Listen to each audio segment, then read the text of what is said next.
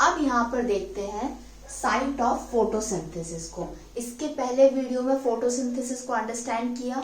ये chemical process है। इस प्रोसेस के अंदर एक जो प्लांट होता है वो क्या करता है, सिंथेसिस करता है। किसकी सिंथेसिस करता है, फूड की सिंथेसिस करता है। तो प्लांट क्या यूज करता है एटमॉस्फेयर से, कार्बन डाइऑक्साइड, वाटर वो अपना खुद का यूज करता है।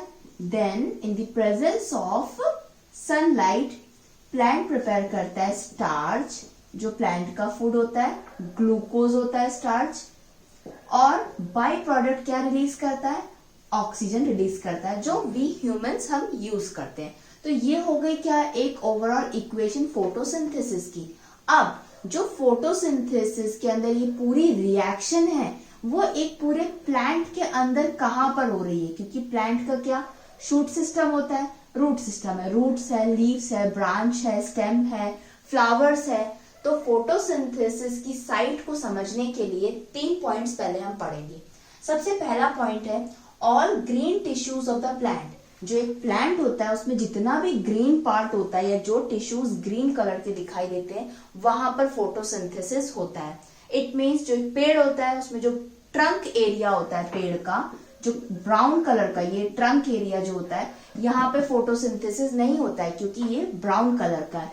अगर हम इस स्टेटमेंट की बात करें, नेक्स्ट स्टेटमेंट क्या है, मैक्सिमम फोटोसिंथेसिस इन लीव्स, यानी कि जो ग्रीन टिश्यूज ज्यादातर प्रेजेंट किसमें होते हैं, लीव्स में। आपने देखा होगा कोई भी छोटे से छोटा प्लांट या बड़े से बड़ा ट्री, उसकी लीव्स हमेशा ग्रीन कलर की होती है। लेकिन एक एज के बाद, जब वो सेनेसेंस या ओल्ड एज में आने के बाद जब उसकी डेथ होने को होती है, तब वो लीफ का कलर चेंज हो जाता है येलो में, ब्राउन में, और उसके बाद वो झड़ जाती है।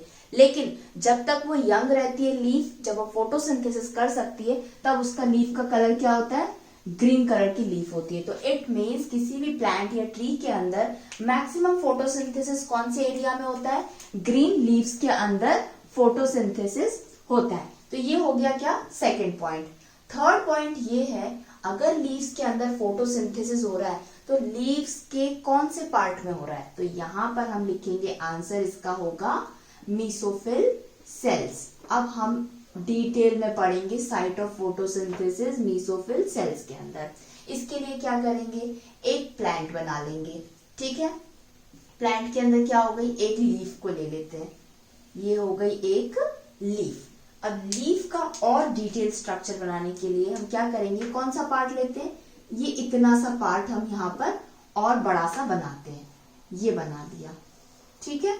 अब इसके अंदर क्या प्रेजेंट है, सेल्स प्रेजेंट है। अब लीफ के अंदर हमें कौन से सेल्स पढ़ने हैं, मेसोफिल सेल्स पढ़ने।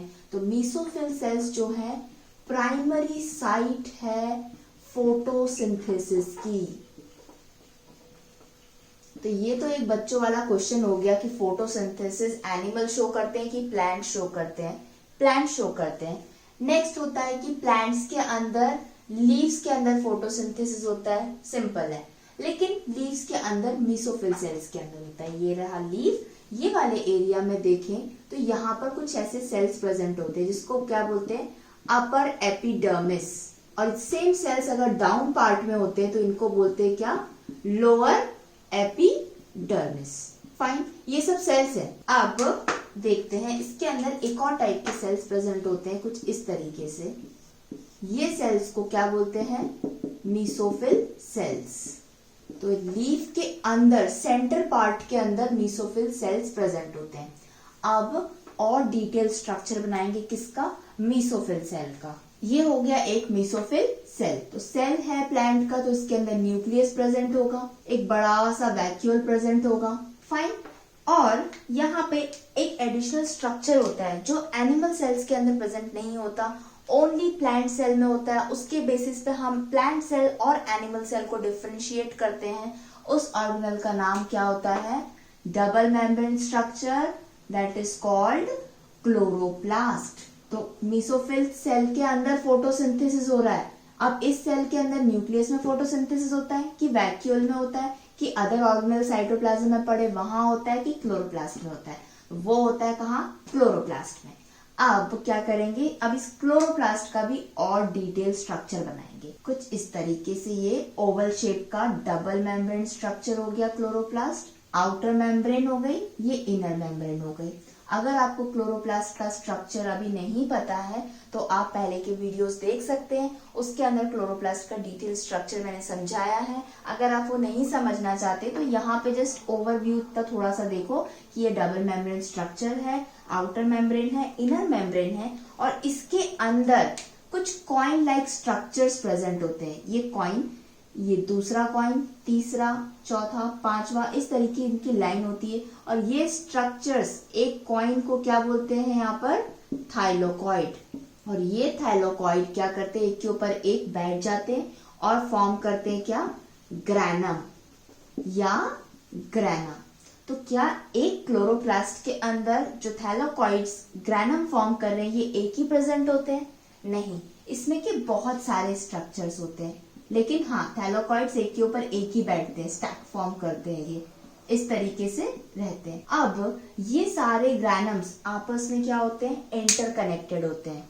तो ये हो गए कैसे, इस तरीके से कनेक्ट हो गए। तो एक कनेक्शन को क्या बोलते हैं, लेमेला। फिर से लीफ, लीफ के अंदर के मेसोफिल सेल, मेसोफिल सेल के अंदर क्लोरोप्लास्ट, क्लोरोप्लास्ट के अंदर thylakoids, granum, granum first, second granum, third granum आपस में इंटरकनेक्टेड है बाय लेमेला। देन अब यहाँ पे जो मटेरियल प्रेजेंट है, जैसे कि मेसोफिल सेल्स के अंदर क्या प्रेजेंट है, साइटोप्लाज्म है, लेकिन क्लोरोप्लास्ट के अंदर क्या प्रेजेंट है, स्ट्रोमा। क्या बोलेंगे इसको, स्ट्रोमा। जो लिक्विड पार्ट है, liquid part of the chloroplast called the stroma. और सेम इसको कंपेयर कर सकते हो किससे, साइटोप्लाज्म से। तो ये हो गया किसका, क्लोरोप्लास्ट का स्ट्रक्चर। अभी भी फोटोसिंथेसिस की साइट कंप्लीट नहीं हुई है। अब हम डिटेल में पढ़ेंगे क्या, थैलोकॉइड का स्ट्रक्चर। अब यहाँ पे जो थैलोकॉइड का स्ट्रक्चर है, मैंने ये बनाया है एक बड़ा सा कॉइन। इसको क्या नाम देंगे हम, ये थाइलोकॉइड है। तो थैलोकॉइड जो होता है ये भी मेम्ब्रेन ऑर्गेनल है। इट मीन्स इसकी भी मेम्ब्रेन होती है।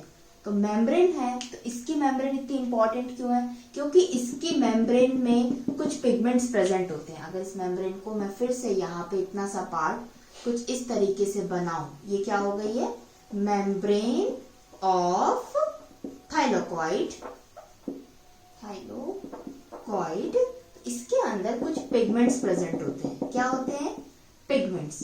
इन पिगमेंट्स के एग्जाम्पल हैं क्लोरोफिल। पढ़ा होगा पहले भी आपने वर्ड, जो लीव्स होती है वो ग्रीन क्यों दिखाई देती है, because the presence of pigment that is called chlorophyll. तो एक लीफ के अंदर क्लोरोफिल कहाँ पे प्रेजेंट होता है, उसके मेसोफिल सेल्स की क्लोरोप्लास्ट के थैलोकॉइड की मेम्ब्रेन में। क्लोरोफिल के अगेन टाइप्स होते हैं, ए, बी, सी और डी।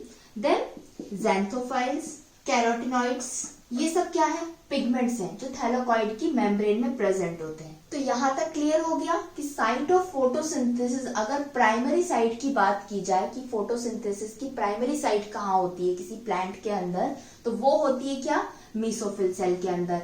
लेकिन हमने थैलोकॉइड तक के स्ट्रक्चर को क्यों पढ़ा, थैलोकॉइड की मेम्ब्रेन को, पिगमेंट्स को भी क्यों पढ़ा, क्योंकि जो फोटोसिंथेसिस केमिकल रिएक्शन है ये कोई सिंपल रिएक्शन नहीं है।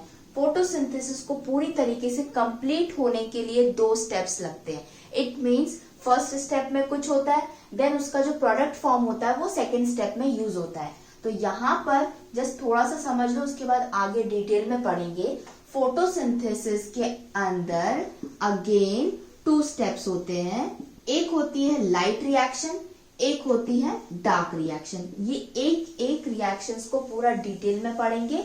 अभी के लिए ये समझो, जो लाइट रिएक्शन है तो यहाँ पर किसका यूज हो रहा होगा फोटोसिंथेसिस में, ऑब्वियसली सनलाइट का यूज हो रहा होगा। तो जो क्लोरोफिल पिगमेंट्स हैं इनके पास ऐसी एबिलिटी होती है, ये लाइट को एब्सॉर्ब कर सकते हैं। तो फोटोसिंथेसिस की जो लाइट रिएक्शन होती है वो होती है थैलोकॉइड की मेम्ब्रेन में। एक लीफ के मेसोफिल सेल्स के क्लोरोप्लास्ट के थैलोकॉइड की मेम्ब्रेन में क्या होता है, फोटोसिंथेसिस की लाइट रिएक्शन होती है। लाइट रिएक्शन होने के बाद में ATP and NADPH, ATP and NADPH, ये दो प्रोडक्ट फॉर्म होते हैं कहाँ पर, मेम्ब्रेन के अंदर। किसकी मेम्ब्रेन में, थैलेकॉइड की मेम्ब्रेन में।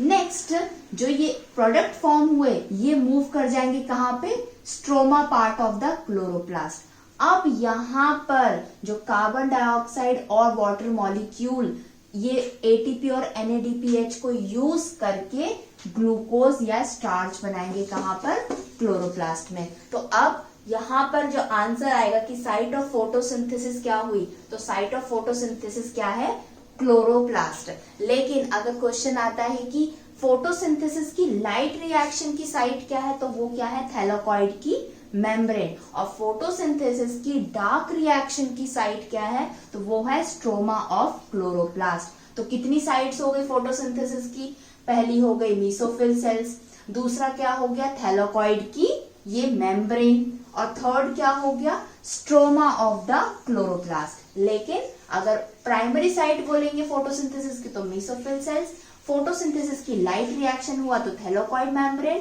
और फोटोसिंथेसिस की डार्क रिएक्शन है तो स्ट्रोमा ऑफ द क्लोरोप्लास्ट। तो यहां तक आपको क्लियर हो जाना चाहिए, क्योंकि आगे जब हम डिटेल में लाइट रिएक्शंस और डार्क रिएक्शंस को पढ़ेंगे तो वहां पर ये सारे स्ट्रक्चर्स दोबारा नहीं बनेंगे। आपको डायरेक्टली यहाँ ये मेम्ब्रेन पॉइंट याद होना चाहिए कि यहाँ पे सारी रिएक्शंस हो रही हैं। तो यहाँ तक क्लियर हो गया। अब नेक्स्ट देखेंगे हम light reactions and dark reactions of photosynthesis.